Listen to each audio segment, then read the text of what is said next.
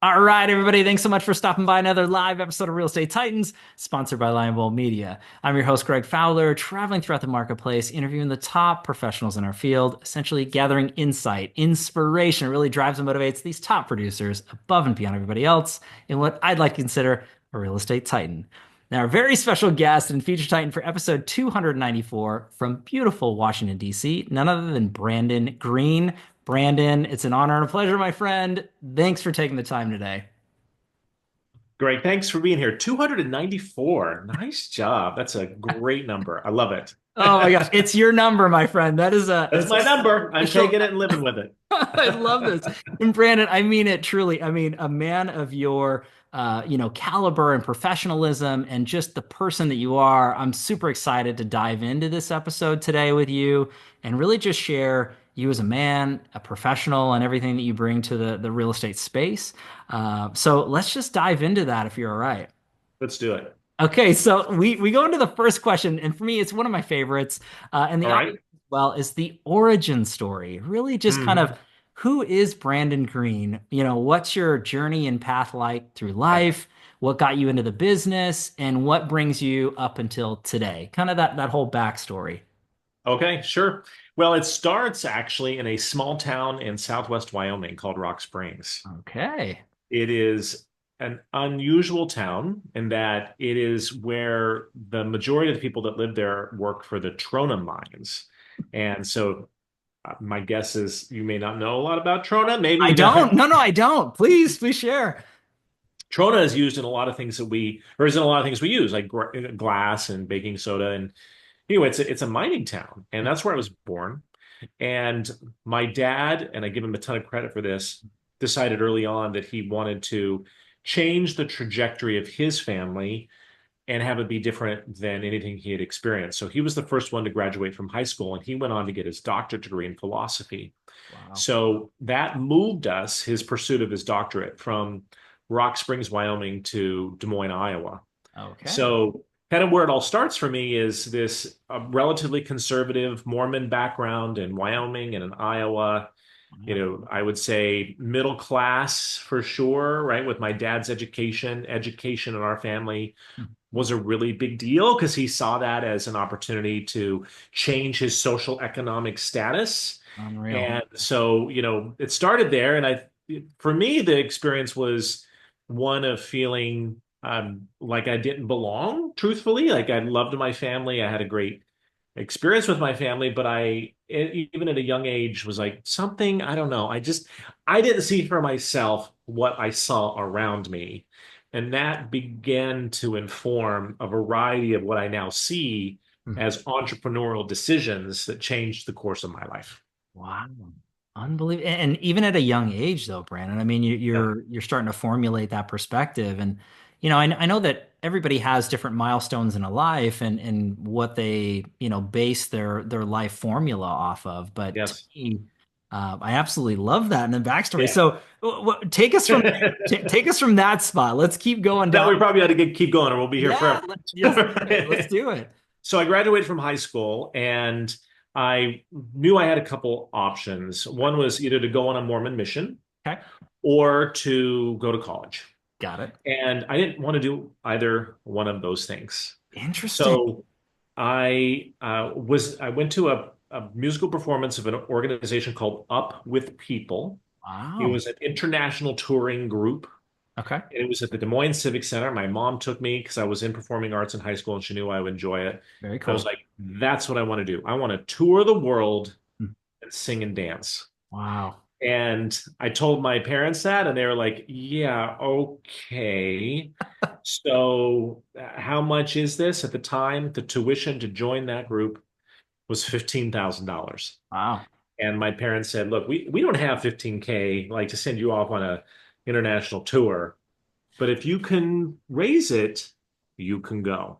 Wow. Okay. So that was the next big milestone for me was figuring out how, as a senior in high school, junior, senior in high school, Mhm. to raise $15,000 so that I could do my passion around performing arts and tour the world. Wow. So A Beautiful. lot of chocolate Santa Clauses, a lot of Easter Bunny door to door, a lot of garage sales, and interestingly, ironically, a lot of realtors in that community Oh, sponsored my travel. I came with like the early, like if you give me $100, I'll send you like two postcards. If you give me $500, so long story short, I raised the money and I went on an international tour for 2 years all around the world, singing and dancing and having a great time. So that get was a huge milestone. get out of here, Brandon. And again, I want to unpack that just a little bit for the audience. It's All super right, sure. interesting.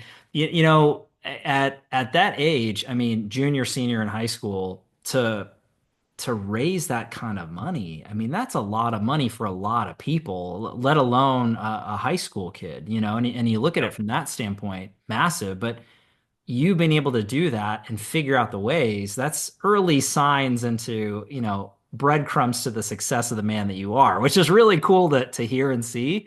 But Yes, yes. looking at it from the the artistry side and going Yeah. around the world for 2 years, I got to ask you, what are some of your favorite spots that you visited during that time in your Yes. life? Like what really stood I Well, I had really never been out of Nebraska, Iowa, Wyoming, and maybe Utah, Wow. right?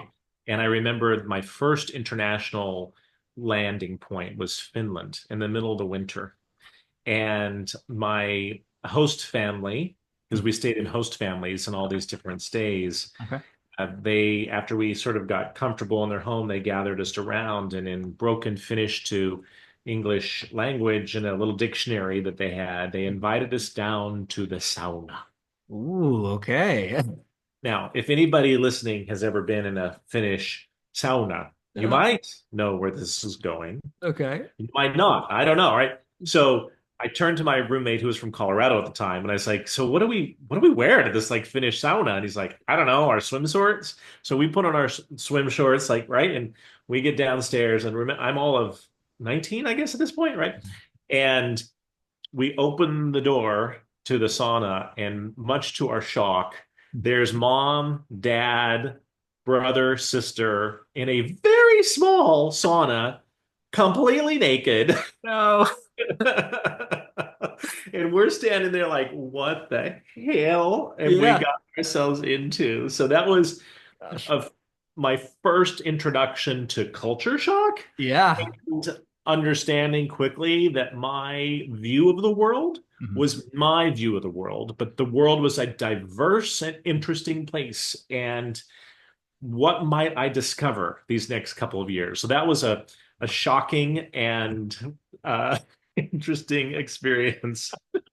But that's awesome, Brandon. I mean, and again, the reflection based off of that is huge. And not just at a young age, but anybody can take from this is we're Yeah, all developing in our worlds, in our ecosystems, in our environments. And to shelter ourselves in place, to me, is such a shame to really open ourselves up to what the world brings, people and perspective and art, architecture, cuisine, like all the different things. yeah, That way you really start to understand what this world and this place is all about. To me, yes, is fascinating. That's why I had to ask you, like, what are your yeah. takeaways? What's going on? And you It was a mentioned the huge challenge. sauna, which is so good. So that's a great story. Yes, and we had a few hours. I'll tell you many more. But yes, it really informed my perspective early on that I loved people. I was curious about the world, Okay. and I wanted to learn more. Wow. And that, of course, curiosity served me very well in my career later on. But that spark initially of, wow, this is unexpected. Mhm. Yeah. What else is here Wow. was something that I really enjoyed. So taking it from that standpoint, so we fast forward the 2 years, incredible Yep. experience all over. What happened when you got back? What's So next?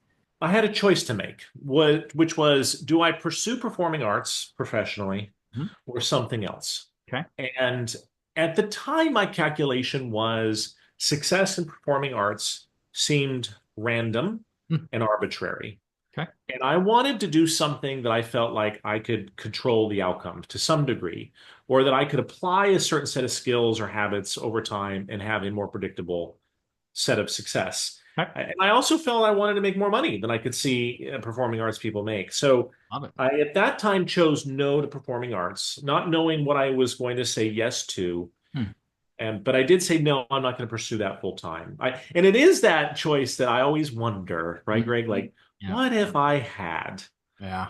I still sing today, actually. Oh, On a weekly basis, I have a voice lesson. So I've kept that alive in my life, but beautiful. obviously decided to choose to professionally pursue something other than performing arts. So that was the next big inflection point, which pushed me to the Washington, D.C. area Okay. to go to college on the East Coast. And I quickly realized like I wasn't college material. Sure. I wasn't interested in it. So I got a job at a staffing agency Okay. cold calling companies Wow. to have them use our services and relatively early realized that my people skills that I developed in up with people, my listening, my compassion, and my empathy was actually really good in this thing called sales. And my if I could apply those skills with like my personal ambition to make money and succeed, then I could do stuff other people seemingly were not willing to or able to do. Okay. And that started to really work well for me. So by now I'm in the DC area, and this is the early 2000s. Got it. Okay, so I want to look at it from you already kind of answered the question as I was going through, but I want everybody to hear this deeply. There's the inflection points or the forks in the road of life, and to making a decision to say to, stop the passion career-wise that you were going down and make a shift and a change. That's a very specific decision, and everybody arrives at those conclusions differently. And I don't feel that there's a right or a wrong answer. I mean, a lot of people will say, well, what if, and oh, these things. But to go down that road too, Brandon, like you wouldn't be the man you are today if you didn't do these things and make these decisions. So as much as it's like, well, what if? It's like, well, no, think of all the people that you've impacted and lives you change and things you touch. So for anybody that's out there listening to the story and they had their own fork in the road, just know that Yes, you're in the place that you need to be, and that's okay. For me, I think that that's a very powerful message into it, Brandon. So, yes, yes. And I think it also helped me understand early on that life is about choices. And there are too many wonderful things to do in life to do them all. And if you do attempt to do them all, you won't do any of them at a high level. And I really felt that excellence was a grounding um, sort of ethos of mine. And to be excellent at something required me to make a more narrow choice. mm, And by my nature as an entrepreneur, I do not like narrow choices. I like expansive choices. But I also have realized that discipline and great success does require a narrowing. mm, And I've also learned that I can line up sequentially a lot of narrowly focused things in my life to cumulatively over time be involved in a more expansive set. wow, love it. So that early on, like, okay, I'm not going to do this, I'm going to do that, definitely was the right choice, but it also started to inform a key success discipline around narrowly focusing in order to get something at a really high level. Wow. And so distilling down the further part of the story, sales and the passion Yes. and your nature to it. So take us through that phase. So now Yes. you're in you got the sales bug, if you will. You're in that. You Yeah. realize how exciting that is. So what does it look like from there, Brandon? Yeah. And I'm like, wow, this is fun. I can actually sort of draw a linear line from my activities to my income in a sales operation. So the more I sell, the more I make. Like that's kind of cool, right? And the more activity I put in, the more so I really loved that. I also, at the time in the staffing business, didn't feel a lot of passion per se about the staffing business. Got it. So I was watching an infomercial late one night and the Carlton Sheets, how to like buy real estate, no money down Yeah. infomercial popped up, right? Which I think is still an infomercial, like all the Awesome. time. And I was like, interesting. I could apply these skills over here. And I think probably real estate is more interesting than staffing. Maybe I don't know, right? It was so I did it. I Mm, bought the course, I studied it, and I bought my first piece of real estate on Capitol Hill for no money down, did an FHA 203K loan, and I learned another important lesson in life, mm, which was inspiration is a fleeting feeling.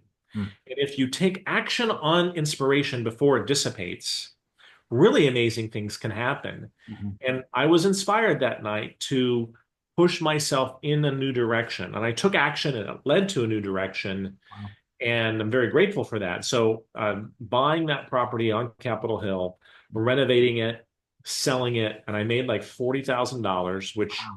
was an enormous amount of money for me at Yeah. that time. And I thought, wow, I think I really landed on something. I felt intrinsically connected to the industry, to the product. I love houses. It was like people were in there. I love people. I was like, wow, interesting industry, houses, people. This could be a thing for me. And so I ended up getting licensed and starting as a real estate agent and investor in those first early years. Wow. Okay, so does this bring us to, I guess, 2001? Is that kind of where we're Yeah. at right there? 2001, 2002 was the those first couple of years as a licensee now Mhm. selling real estate, which was interesting because I didn't know anybody in DC. So I just was like, well, where are all the people that need to sell? They're probably in their houses. So Yeah. let me just like go knock on doors until somebody is interested in talking to me about selling their house. And so I use some of the same principles I learned in the previous environment, which was if you do 100 cold calls,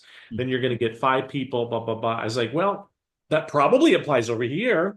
Wow. So how many doors do I need to knock on before somebody says yes? And how many yeses do I need before somebody signs a listing agreement? And how many listing agreements do I need before somebody actually sells their house? What is the math around that? And how do I reverse engineer good income for myself? Wow. So that was my early thinking in real estate, which sent me out the door and launched really quickly. It was like the rookie of the year and did quite well those first few years. No, no, Brandon, and there's so many people that are tuning into this that are gonna, bring themselves back to early days, which I love that about the storytelling and the aspect there. But everybody has a slightly different variation to kind of get to the peak of the pinnacle and really make big impacts. So, what was it about your journey? I mean, did you align yourself with certain individuals? Did you have mentorship opportunities? Were you solo? Were you involved in team orientation? That kind of prior before the popularity of the team orientation? Like, take us through Yeah. how you got there. So my path was solo with great mentors. Okay. So I started not on a team, but by myself. Mhm. And I felt that if it was going to be, it was up to me. Mm, That while great advice was coming my way, like at the end of the day, nobody was going to knock on the door but me. mhm. And I don't have like a trust fund to lay, like there was no, I remember I didn't go to college. I didn't actually have any of that, nothing else. I was like, well, I got to make this work. Yeah. Right. So that sort of fear really was a big motivator in those early days. And it also really started to hone in on my entrepreneurial skills Mhm. where I could see now more than ever that I definitely was an entrepreneur because I do like to go out on the edge and push the boundaries and do something other people may not be willing to do because I could see that opportunity. Sure. At that time in my career, the opportunity was for myself, right? Which was how do I build a great income in a world-class city Mm. and begin to execute on the vision that I had as a young boy of what my life could someday look like. Sure. So as the income started to go up and I started to buy more real estate, I was like, oh, this is the path Mm. that as a young kid in Wyoming and Iowa, I was like, I want more for myself. I think this could be the more, at least Yeah. professionally. Yeah. And that was really what was driving me in those early years. Wow. I mean, to me, absolutely incredible. And again, I love to time machine these conversations because it's just so wonderful. I think so many of us, especially high drivers, people that are doing things at a very elite level, they don't take a lot of time to really reflect back because they're so focused on now and forward. And so it is a cool exercise that I like to do in this episode of Titans here and the podcast. But let's go down the road too, Brandon. So. Um, Talk about the next steps and evolution of your career path. And again, I know that you are massive into wealth building and understanding Yeah. investments and really looking at it to scale and grow. We were talking a little bit in the green room, as they say, before we started recording that you got out of the business as far as a performing realtor. So I want to talk about that. Let's Yeah. get into that piece. Well, I had a couple big failures that really informed that next chapter. Okay. One was I clearly was good at sales and I was good at making money, but I didn't realize really at that time that I wasn't any good at saving or investing money, and I got way into tax debt. Interesting. So I had this experience where professionally, like I've got the gold platinum medallion, I'm going across the stage, right? But the truth is, I was like a $500,000 behind on my Oh taxes. no. And so I had this enormous weight and opportunity at the same time. Okay. Meanwhile, my personal life was going well. I met my soon-to-be husband, Christian, I love who it. I hired to be my first assistant. Oh, hey, there we A go. whole nother, yeah. So, so things were really starting to go well for me on the personal side, Okay. but I didn't have my financial world together at all. And so I went through a lot of big, painful experiences. This was also the 2008 market crash as I moved into selling foreclosures Okay. for a large national bank. I did that and I ended up losing that account. So I had a lot of real painful experiences that taught me Oh, that there that if I was going to go beyond where I was, there was something other than sales that had to kick in. wow. And I had a great mentor at the time who said, "Look, I appreciate your big goals and they're really inspiring. But the truth is, your big production goals, your big income goals do not match your financial acumen. And Mm. so until you figure out how to net what your net is today, what Mhm. your net worth is, how to manage that, you will never reach your goals." And I was like, "Oh, that don't tell me I'm never going to reach my goals." Like that's but I saw he was right that I needed to click in another set of skills around, at this point, business management. Sure. And it was time for me to expand my group, build a bit of a team, and learn what it meant to be not just a salesperson, but also a businessman, and how there were things that were compatible between sales and business, Mhm. and there were things that were incompatible. Sure. And delineating that out so that I could really understand how to move to the next stage in my career. Mm. But as you're mentioning that though, Brandon, I mean, there's so many top tier professionals that have felt that pain, and again, not just with looking at growth and development for an income, but not understanding taxes and not Yes. understanding what should or could be done. I mean, the financial literacy is a skill, and to understand that it doesn't, you don't just wake up and poof, oh, I know all these things, I can set it up, it's good. You need to have people around you that have been there, done that, bought the t-shirt to really foreshadow or be a sounding board to the right things to do, maybe some of the things to avoid. Uh, Yeah. but it's beautiful that you've experienced some of this pain. And it's not that you would want people to go through these things and to have these terrible, instances to go through and experience, but coming out of that from the perspective you can share and give and guide, not Yeah. just for yourself, but others. And I know you do that. So let's talk about that mentor taking the advice, building the thing out as you mentioned, and now what are the next steps? So like where do you go from there in that time of your life? Well, so it was a ton of pain and also a ton of missed opportunity. And that helped me realize I just had to get my shit together, Yeah. honestly. Yeah. Like I had to bring in different mentors. And over time I figured it out. Okay. And then, I was like, okay, this is what it means to be a business person. My world continued to grow. Mm. And then I hit another wall. And it was really about people. Huh. And, I had a mentality that I could just sell another house and I could sort of make it work, Right. right? I'll just sell another house. Mhm. We'll figure this out. But there comes a point at some scale in your business world. And for me, at that point, I was now in the brokerage business. I had several real estate offices and a title joint venture and other things. And I started to see that the limitation to further growth was simply who was in my life and working in my organization. Wow. And I had to begin turning my entire focus to building teams of highly capable people. Mm. And leading and managing highly capable people is an entirely different skill set. Wow. Absolutely. And and for anybody who's listening and has people in their life, they know like people can be a bit of a pain in the ass, to be Yeah, honest with you. But they're also like a really amazing. So for sure. I was like, oh shoot, I've got to figure out what it means to be quote unquote a leader. Mm. What is that? And what do I want to do that? And how does that all work? So that, Greg, was really the impetus for me also beginning to map out how I might eventually exit the business. If I got a certain caliber and quantity and quality of people Mm, in the organization, does that mean I could then transact that organization mm. and move into an entirely different space? Okay. So, this is now 15 years in, Yeah. right? And when I started to really put together the journey of salesperson, business person, leadership, executive leadership, and quantify the differences in those three levels of progression and work on myself. Like a great mentor said early on, he's like, your business will only grow to the extent you do. Oh, powerful. And Mm, super powerful.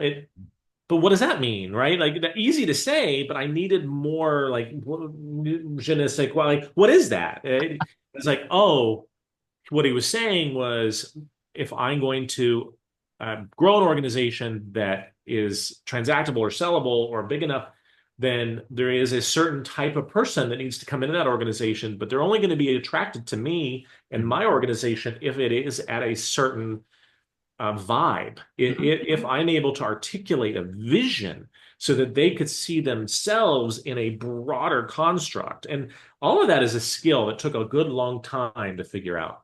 Okay. Okay. And again, I know that there's so many professionals that are either they've been there or they're thinking about it or they're currently in it. So this is hitting from a lot of different angles, Brandon, which is beautiful. And I, can you take us back through what you were thinking at the time? Like some of your emotional constructs into that, like, oh man, like do I want to go down this road? Is this right? Like what made you come to those conclusions and eventually exit? So on the leadership side and the potential exit side, by then I had a mixed set of emotions. On one hand, by then I was honestly getting tired and burned out, Okay. right? We had Yep. 1,000 brokers. We had, Mm. you know, 7 offices, I think, right? We had like I was running around all over. So I was kind of burned out and ready for a bit of a change personally, or a little bit of a break or a sabbatical or something. So that was very much in the mix. And I also was looking at the brokerage as a business model at Okay. that time. This was 2017, 18. Okay. And I was beginning to question the viability of that business model overall Okay. and asking myself, do I want to invest another 10 years in this model, which was quickly shrinking margins? It felt to me like a race to the bottom. Yeah. There's this constant tension between agents and brokers and value and cost. Hmm.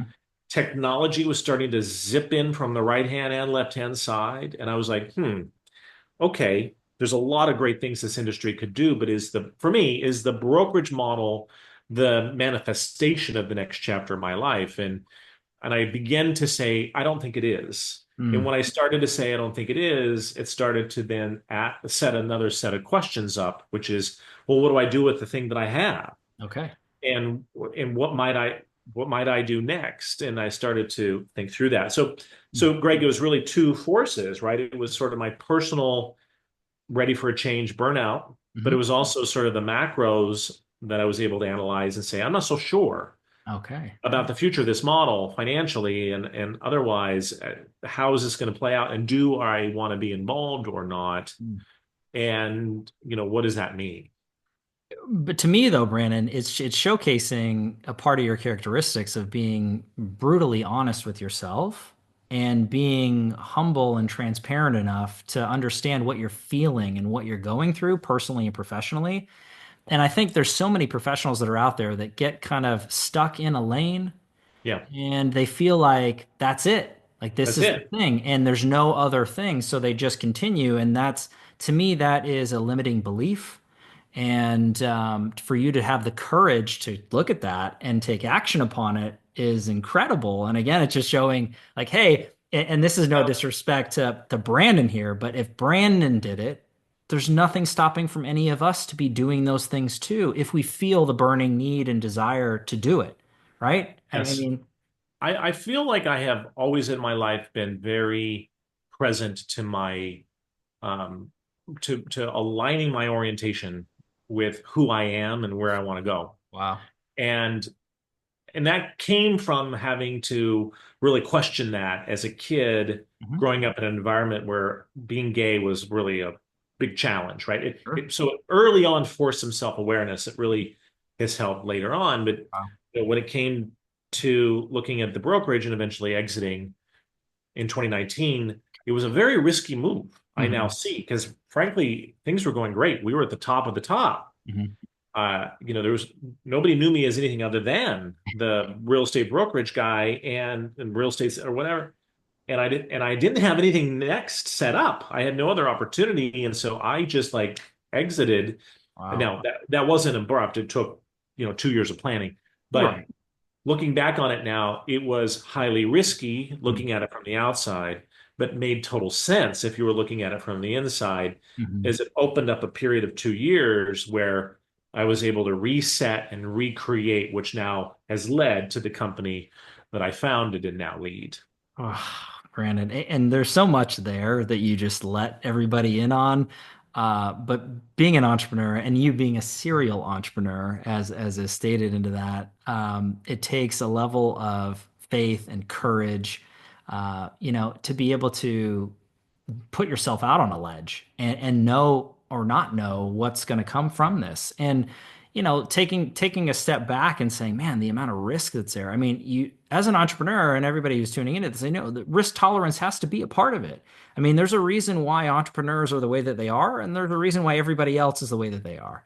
And like this is not designed for everybody, but it's a personal decision, and it's something that you have to live with one way or the other. The calculation and the planning ahead of time to me is everything. And it's not encouraging people, oh, just take risks and don't think about it, just do. I'm a planner. I like to think about these things and analyze and detail out before you make a move. But eventually, at some point, there's never the perfect time. There's never the right time per se, but you just got to take action and believe in yourself in some form. And you've obviously done that, continue to. So does that lead us to alchemy of money, Brandon? It Is that does. kind of okay? Eventually it did. Yeah. I learned that the biggest risk is not being true to myself. Wow. So by putting the sort of the world organization of my career aside and saying, I'm going to be true to myself, I did leap into the white space, which Wow. is what I call sort of this undefined time. Okay. I had my acupuncturist at the time said, look, I was trying to figure out my next thing at that time, Greg. And she was like, look, there are very few times in life where you're suspended between this and that. Mm. We spend almost our entire life planted. Hmm. And if you're lucky, you get two, maybe three Hmm. occurrences where you're not committed and landed. She said, stay suspended and undefined as long as you possibly can. Wow. So I did. I wrote a book, which I haven't done anything with. So, I got to get back to that. Mhm. I made some investments. I tried to change the zoning on a property that I own and failed miserably and spent $500,000.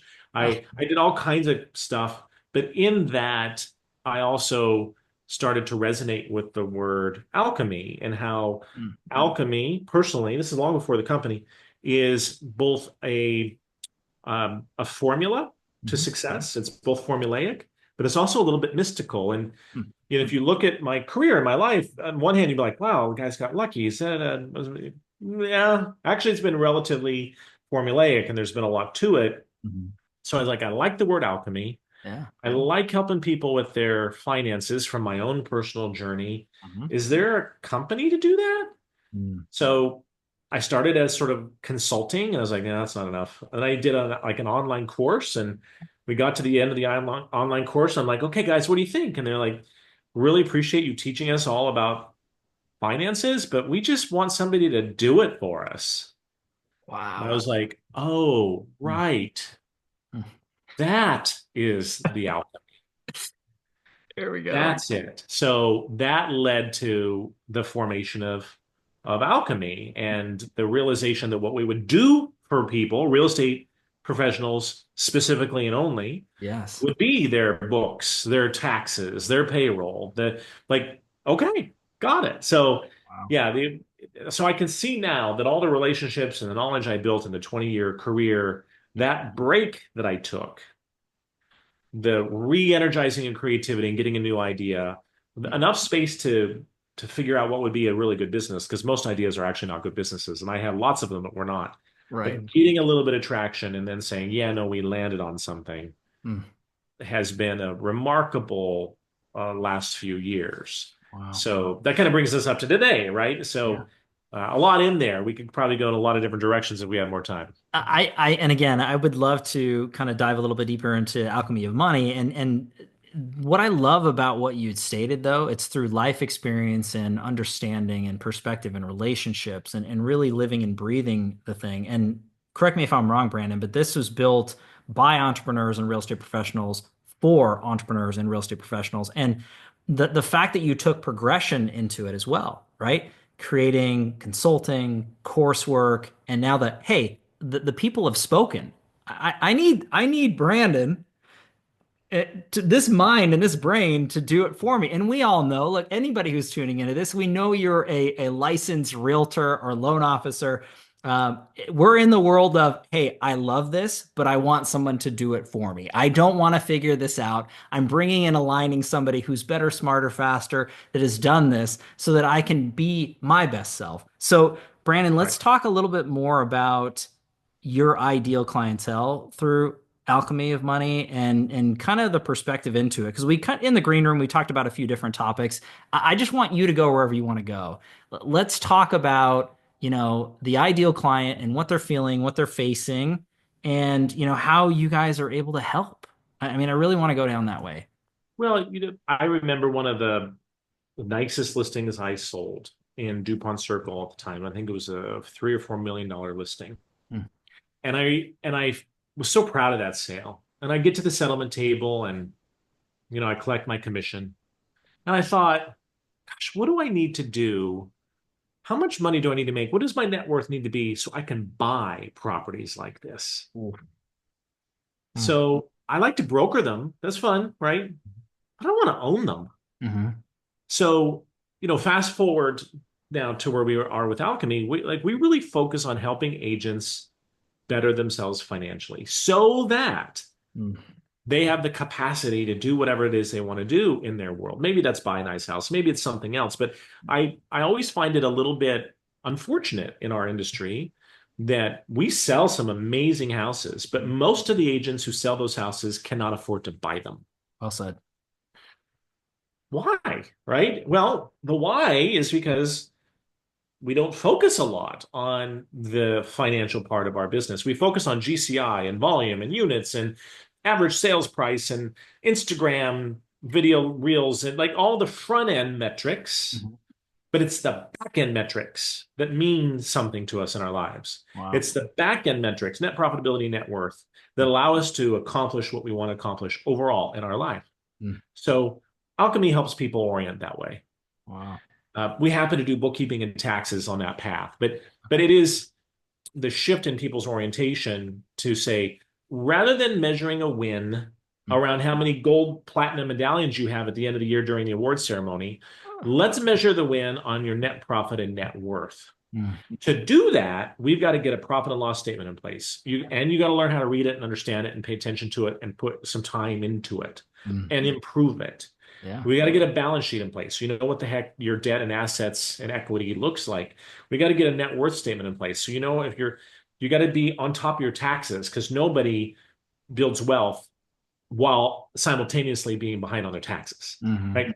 Yeah. So on the front end, it's like, no, you're an accounting firm. Yeah, and we're helping agents be able to buy the houses they sell or whatever their equivalent is in their life. Sure. And that is very meaningful work. And especially the last few years where it's been, I don't know, kind of tough, Yeah.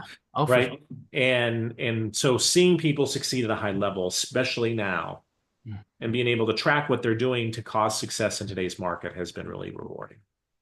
But Brandon, as you're mentioning and detailing this out, I mean, this is truly for anybody. I mean, it doesn't matter if you're newer into the business or a seasoned pro. I mean, everybody needs to know these details if they're serious about taking their business to another spot to really grow, to scale predictably and consistently, and not just flying by the seat of the pants or whatever the market's doing up, down, or inside or out, the real estate roller coaster, right? So I think setting the foundation and having somebody who is able to guide and specifically dive deep into these aspects of your life and your business is crucial. I mean, I don't know anybody that doesn't have somebody who's aligned, that they have a financial person, wizard, a magician, if you will, in their life, and they don't love them, right? They make a huge difference. But the sad thing is that most real estate professionals, as you mentioned, don't treat this business like a business. They don't. They're great at sales, they're great at relationships. All the rest of it on the back end falls apart. And Yeah. so, whatever you're doing with that, whether it's aligning with somebody like Brandon and alchemy and money or not, it's fundamentals. This is not a sales pitch here. This is just the truth of the matter. And you've lived it, breathed it. Yeah, and for some people things have gotten out of hand. Other people, it's just about missing the opportunities. So I spoke to a now member the other day. He's got like almost 2 million in GCI, doing well, right? Um, and paying the very most possible in taxes. Ah, yikes.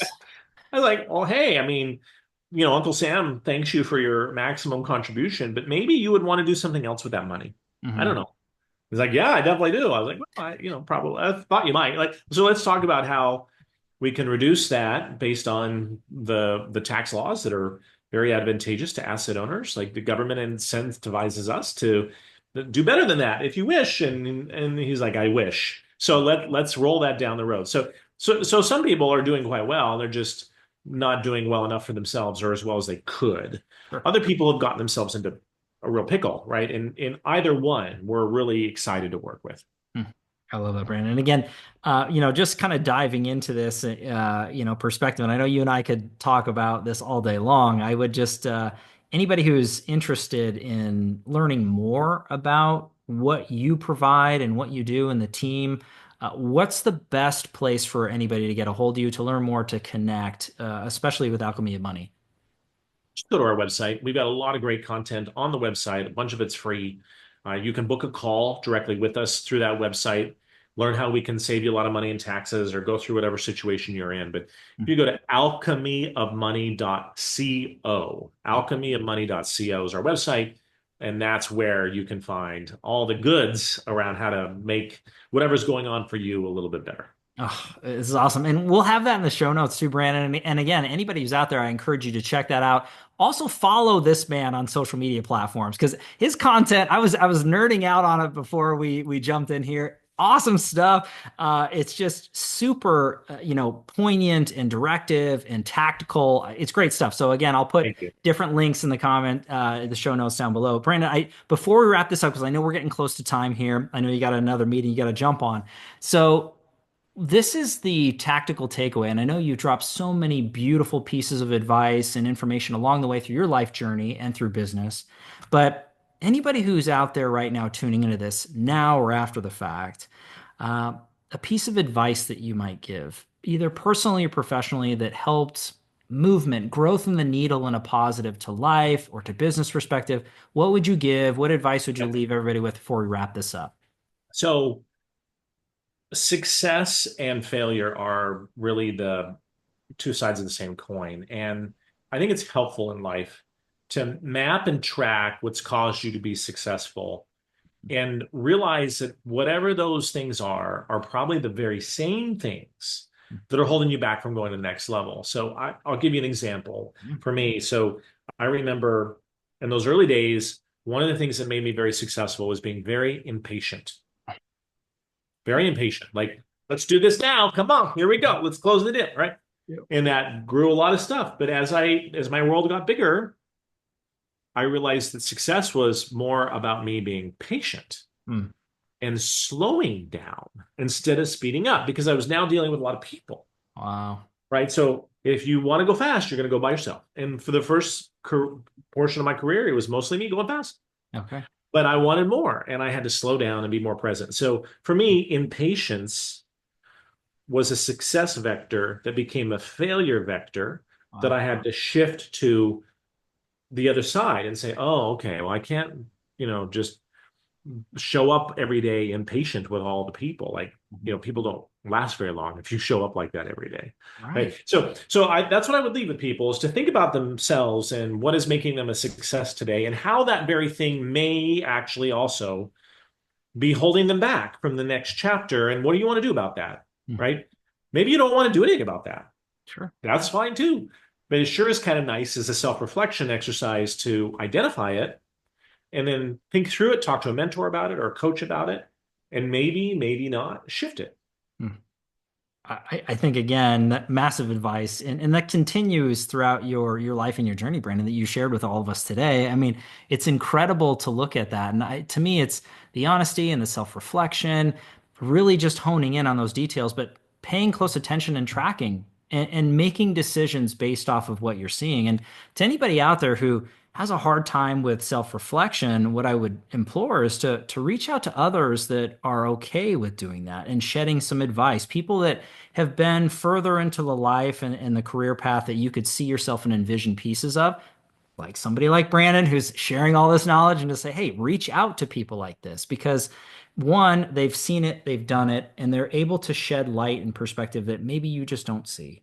And to me, I can't thank you enough for taking the time to do this, Brandon, because I know there's a million other things that you could be doing and other people that you could be affecting. I'm just so honored that you decided to jump on with our crew My pleasure, here Craig. with Real Estate Titans. It was incredible, my friend. Thank you. I really enjoyed our conversation today. It was great, and again, I know everybody out there is going to soak this up and take it. And I would tell you, please follow this man, jump into the links, really understand what's going on. If anything sticks out to you, all the information is going to be in the show notes below. Hey, Brandon, again, thank you, audience, everybody out there who's tuning in, and the Titan Nation. Thank you as always for your time and attention, your love and support. If you like what we're doing with Real Estate Titans, don't forget to like and subscribe. I have to say it anyways every time, just as a gentle reminder. That's how we're able to continue to create this content for you guys. I mean, it means the world. I do have to give our sponsor a quick shout out, Lionbolt Media. If you are a real estate professional looking to grow and scale your business with leading edge digital marketing, visit lionboltmedia.com for more information. We're live here every Tuesday afternoon, a different Titan, a different location. Catch everybody in the next live episode of Real Estate Titans. Take care. Thanks, Brandon. Thank you.